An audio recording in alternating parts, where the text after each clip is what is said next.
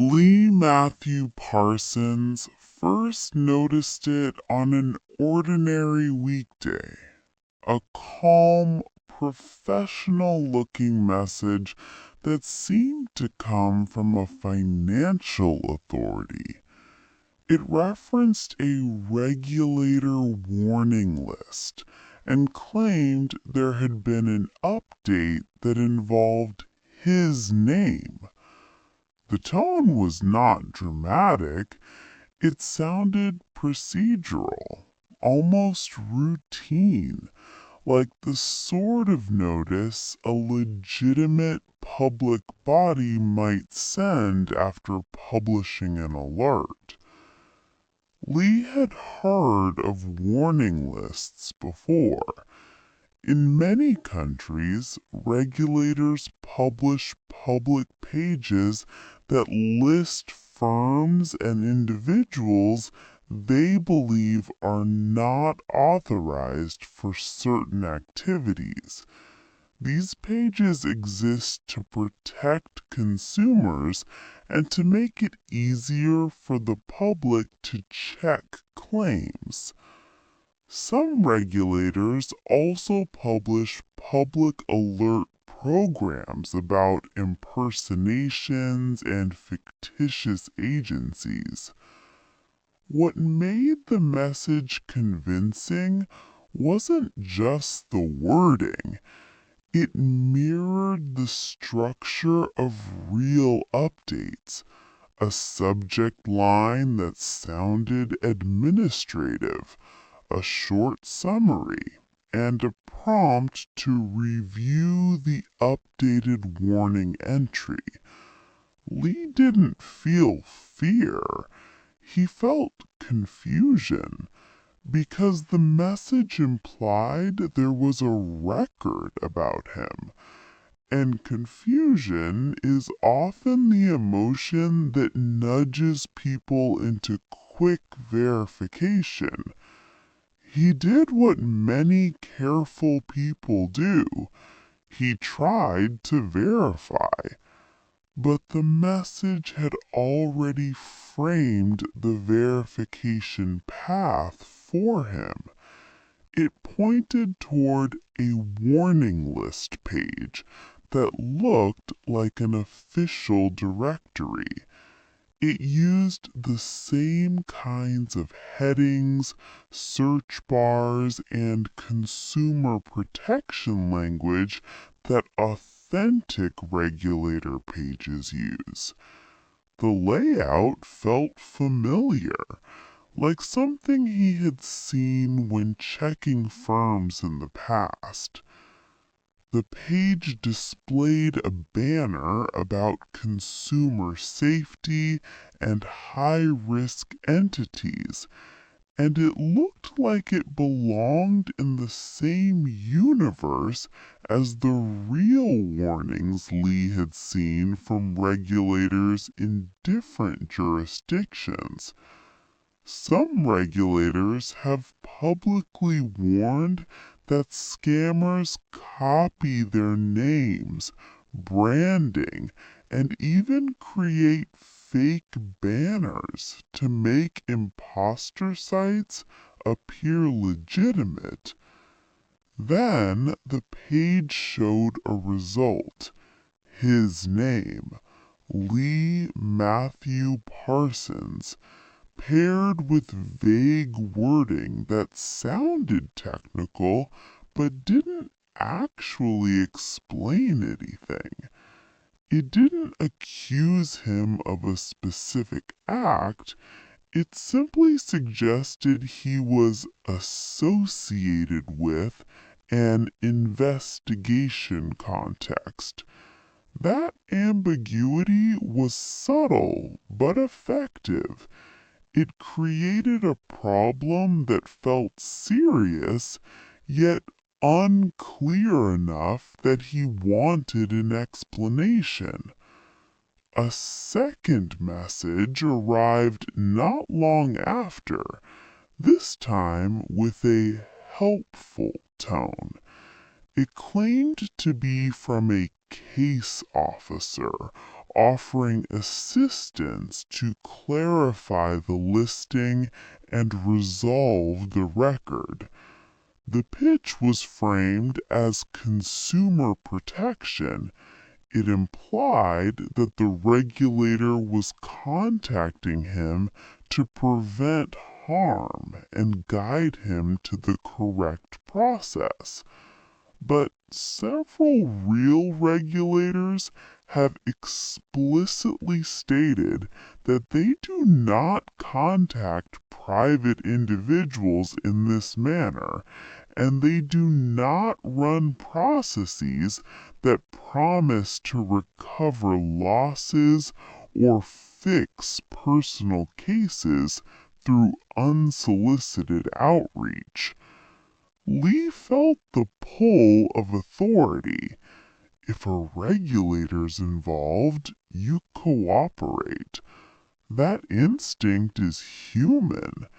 Yet the situation was quietly shifting from public information to private handling, from check a public page to follow a guided resolution.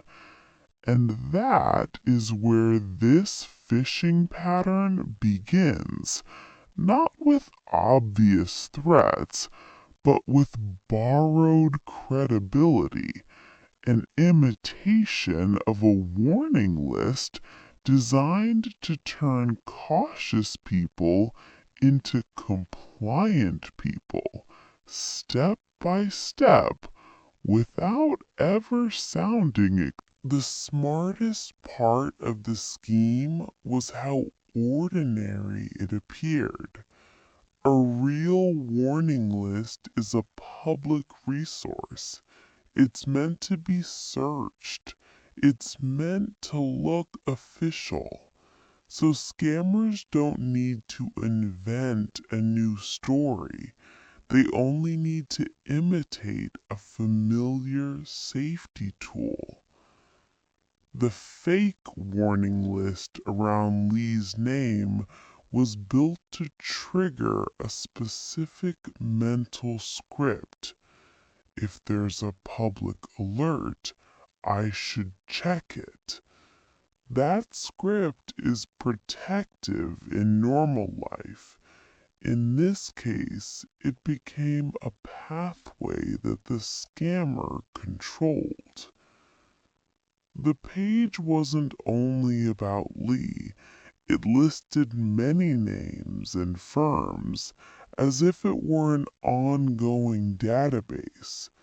It had categories like unauthorized services, consumer caution, and verification. Real regulators do publish warning lists about unauthorized firms, and public alerts can include impersonations and fictitious agencies. The existence of real lists makes the imitation easier to believe. But the fake list had subtle tells. It used broad, non-committal language instead of precise legal descriptions. It referenced compliance actions without any case number that could be cross-checked on an official site. It also nudged visitors toward assistance rather than toward independent verification, an important difference. In many phishing operations, the goal is not to overwhelm the victim. The goal is to guide them into a narrow set of actions while they still feel calm. Research on phishing consistently notes that people respond to perceived credibility cues, and that interface signals can shape trust decisions, even when other cues are present. Lee's page used credibility cues carefully: formal typography, institutional phrasing, and a neat layout. It also used a public interest tone, implying that viewing and responding was the responsible thing to do. No dramatic language, no obvious pressure, just a process. Then came the pivot, the case officer persona.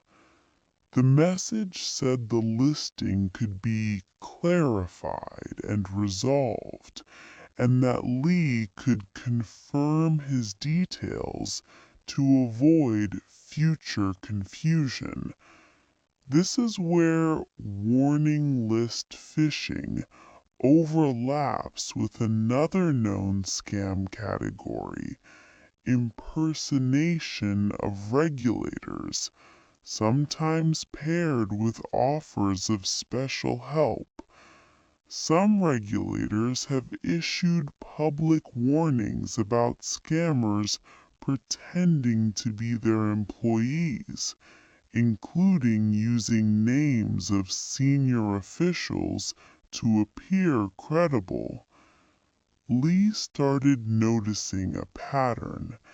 Every step offered a shortcut. Instead of directing him to a regulator's main website through a neutral path, the messages tried to keep him inside the scammer's guided experience. One page, one contact channel, one assigned helper. The core trick wasn't technical, it was psychological: authority borrowing, using regulator identity; ambiguity, enough concern to motivate action, not enough clarity to reassure; guided resolution, pushing the victim toward direct contact and private steps; control of the verification route, so the victim verifies inside the scam. Lee thought he was checking a warning list.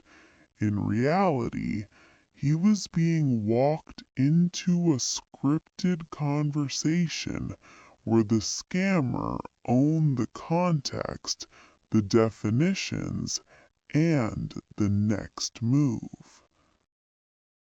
Lee was not reckless. He was the kind of person who liked to double check. And that's exactly why this type of phishing can be effective. It disguises itself as a safety check. One red flag was the way the fake warning list handled proof. Instead of linking out to a regulator's official register, it offered internal verification. It presented badges and banners that looked like consumer protection warnings, elements that can be copied easily. In Australia, for example, the regulator has warned about imposter websites using fake warning banners to appear legitimate. Another red flag was the tone of the case officer messages. They were polite, but they leaned toward private handling. "We can fix this quickly. We will guide you. Confirm your identity." Real regulators often explain that they do not contact private individuals unexpectedly to manage personal remediation processes, and they do not offer to recover losses through unsolicited emails. Lee also noticed that the listing itself felt oddly generic. Real warning lists typically include concrete identifiers, firm names, known aliases, or clear statements about authorization status because they're designed for public utility. The fake entry used language that sounded official but didn't help anyone make a clear decision. It created uncertainty rather than clarity. The scam's design leaned on a common cognitive bias. When information is unclear but appears authoritative, people seek an insider who can interpret it. The scammer offered that insider. At one point, Lee searched for the regulator's real warning list separately. He found an official public page describing how warning lists work and how the public should use them. He noticed that the official site's guidance focused on independent checks, not on private case handling. But the scam had another layer. It referenced multiple regulators across borders, mixing terminology and logos to create the impression of international coordination. That tactic is effective because many viewers don't know which agency owns which function. The US SEC, for example, maintains a public alert program that includes entities impersonating registered firms and even fictitious regulators. That kind of real program can be misused as proof that regulators do this outreach, even when the scammer's method is not how real regulators operate. Lee's key realization came from a simple question. Why would a public warning list require me to handle this privately through a person who contacted me first? The more he looked, the more he saw the structure. The warning list created a public-looking problem. The case officer created a private solution. The private solution required personal confirmation. The personal confirmation would likely lead to further requests. The scheme was not about one message. It was about momentum. Each step was designed to feel reasonable, so the next step would feel inevitable. By the fourth exchange, Lee could feel the conversation narrowing. The case officer didn't ask for anything extreme. The requests were framed as standard verification. That is how these scams often progress. Small asks that seem normal, building toward bigger access. The scammer's real objective wasn't to educate Lee. It was to obtain enough personal and account-related information to either impersonate him elsewhere or persuade him into a financial action framed as resolution, processing, or compliance. This is why fake regulator phishing is so dangerous. It can bypass the skepticism people usually apply to unknown companies. A regulator identity feels safer than a random brand. Real regulators have repeatedly warned the public about impersonation tactics, messages that pretend to come from officials or claim that the regulator is involved in special procedures. Switzerland's FINMA, for example, has warned about fake FINMA emails sent from fake FINMA identities and clarified that FINMA does not contact private individuals this way. In Lee's case, the scammer offered a fast-track clarification, implying that a delay could cause ongoing confusion or future flags. That was carefully calibrated, not a threat, just a suggestion that inaction might be inconvenient. Then came the narrative twist that appears in many real-world fraud ecosystems. The scammer hinted that Lee might have been linked because of prior exposure to online financial activity, and that the regulator wanted to protect him. This framing flips the victim into a cooperative role. Instead of feeling targeted, Lee was encouraged to feel chosen for help. Some scams also blend in recovery-style promises, claims that officials can help resolve losses or correct records. Financial authorities explicitly caution that they are not involved in recovery procedures offered through unsolicited outreach.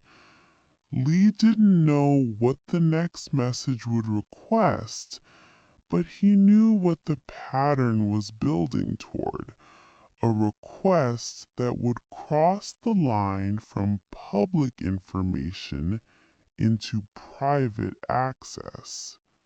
He stepped back and treated the situation like an investigation.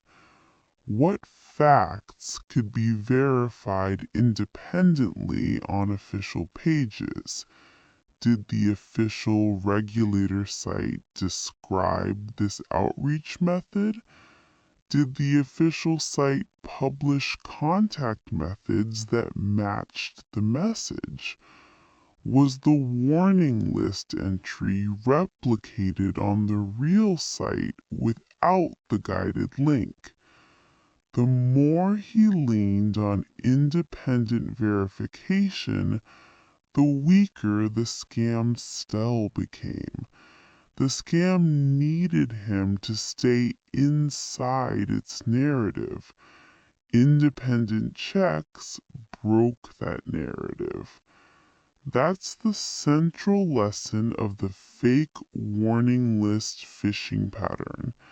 It does not win by force. It wins by controlling the victim's verification route, making the victim feel responsible while quietly steering them away from true official channels. Lee chose a clean exit. He didn't argue. He didn't try to outsmart the sender. He simply stopped interacting through the channel the message provided and shifted to official sources. First, he located the regulator's official website through a neutral route and searched for its consumer guidance. Real warning list pages typically explain what the list is, what it is not, and how to cross-check authorization. Second, he looked for public statements about impersonation scams. Many regulators publish alerts warning about fake emails and imposter sites. Seeing those warnings in plain language was grounding. It reminded him that official bodies expect scammers to copy them, and they teach consumers how to respond. Third, Lee documented what he saw for his own clarity. The wording, the timing, and the way the messages tried to guide him into a private resolution. He didn't share it widely in a dramatic way. He treated it like evidence for his personal understanding and, if needed, for reporting. This educational approach matters because phishing thrives on isolation. When a person feels alone with a confusing official notice, they're more likely to comply. When they treat it as a known pattern, they regain calm. Lee also learned an important distinction. A legitimate warning list is a public resource for public checking. A fake warning list is a stage prop that funnels you toward private interaction. He began to notice the design language of the scam. Borrowed logos, vague authority words, and a steady push toward confirming details. He recognized that the scam did not need to be loud to be harmful. It only needed to be convincing. The final message he received tried again to sound helpful. "We are waiting to complete your clarification." Lee didn't respond. He had already moved to the only verification path that matters, the official one. This calm refusal is often the most effective defense. In cybersecurity terms, it breaks the attacker's feedback loop. In human terms, it prevents the scammer from adapting their story based on your reactions. And that's the quiet victory in Lee's story. Not drama, not confrontation, just a disciplined return to independent verification and official public guidance. Lee's experience became a case study he shared in a careful, educational way. not to alarm people, but to give them a clear mental model. He summarized the pattern as a simple sequence. 1. Borrowed authority. Scammers copy a regulator's identity because it lowers skepticism. Many regulators and public agencies have issued alerts about impersonation and fake warnings. 2. A public-looking artifact. A fake warning list page mimics a real consumer tool. Warning lists exist in reality, so the imitation feels plausible. 3. Controlled verification. The message provides a convenient path to check, but it keeps the victim inside the scammer's environment. 4. Ambiguity that invites help. The listing feels technical but unclear, encouraging the victim to seek an assigned helper. 5. The private solution. A case officer persona offers to resolve the issue, nudging the victim toward sharing personal details or taking a processing action. Then Lee turned the model into practical, calm habits that don't require technical expertise. Verify through official sites you reach independently, not through paths provided in unsolicited messages. Treat unsolicited regulator case handling as suspicious by default, because many regulators explicitly state they don't operate that way. Prefer public registers and published guidance over private conversations. Public tools are meant to reduce confusion, not create it. Notice the direction of pressure. Scams often push you toward a single channel and a single helper. Keep your response simple. Stop interacting through the suspicious channel and move to official consumer guidance pages. Lee's final reflection was gentle but firm. Phishing does not always look like chaos. Sometimes it looks like good governance. That's why this pattern matters for education.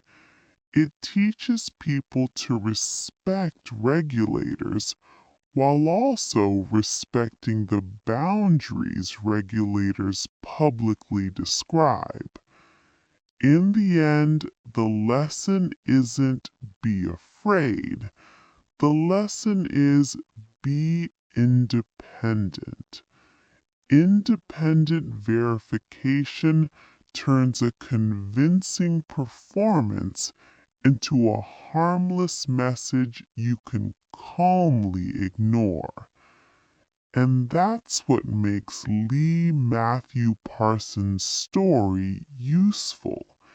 It shows how a person can stay steady, protect themselves, and transform a confusing imitation into a clear, teachable pattern, without panic and without giving the scheme more power than it deserves.